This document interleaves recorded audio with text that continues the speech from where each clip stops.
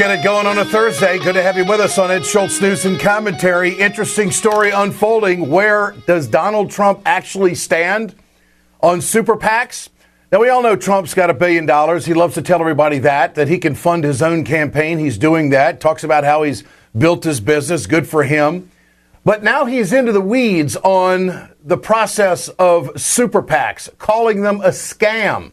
He doesn't want their money. SuperPACs are the funding of billionaires. Billionaires want to run this government. They want to be influential on how the Senate and the House votes and how we make laws in this country, and they're all conservative. So now Trump is coming out saying that it's all a scam. Well, he doesn't need SuperPAC money. But the question is, the SuperPACs are having a major influence in the way we run our country. This is what Bernie Sanders has been saying all along. It can't be an election for just the billionaires. Who's the voice of the little guy? So this puts Trump in a position to answer the question.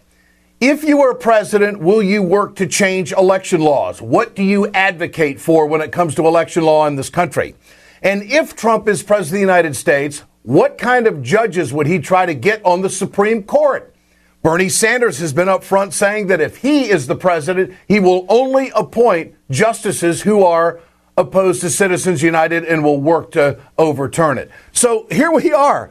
Trump, we know you got the money, but what about the little guy? Are you telling us that you're going to be the voice of the little guy? Because this goes totally against all the other Republicans. It goes against the Republican establishment. It goes against every Republican he's running against. In fact, this actually sets Trump up as an independent in a big way. It differentiates himself in a big way from the other candidates because he thinks that super PACs are a scam. I haven't heard Bush or Rubio or Cruz, who spent $1 million from a super PAC on right-wing radio to push against Planned Parenthood.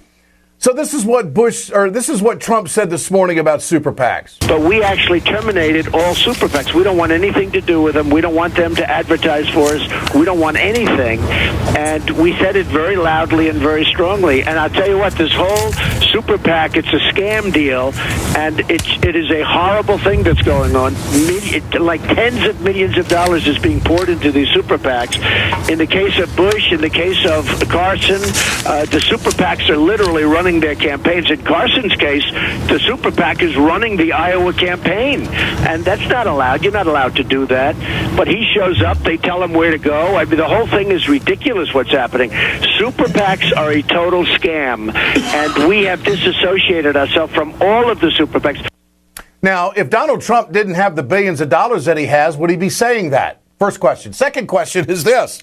Okay, they're a scam. They're horrible. They're running campaigns. They shouldn't be, because that's the election law. They shouldn't even be communicating with the campaigns. But Mr. Trump, are you saying that you want to change the election laws in this country? Or is it just that you don't need them because you have all kinds of gobs of money yourself to run your own campaign? He continues his attack on his competition.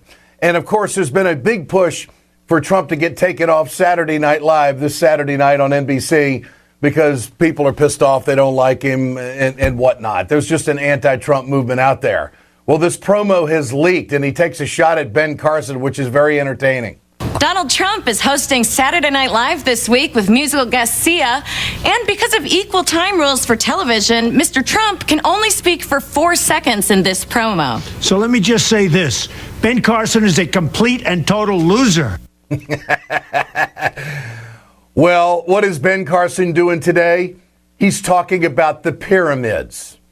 So I would have to classify him as someone who simply is not focused on the problems of the American workers and American families and the issues of this country, that he would waste that kind of media time with people talking about his theory about why the pyramids were built. Give me a break.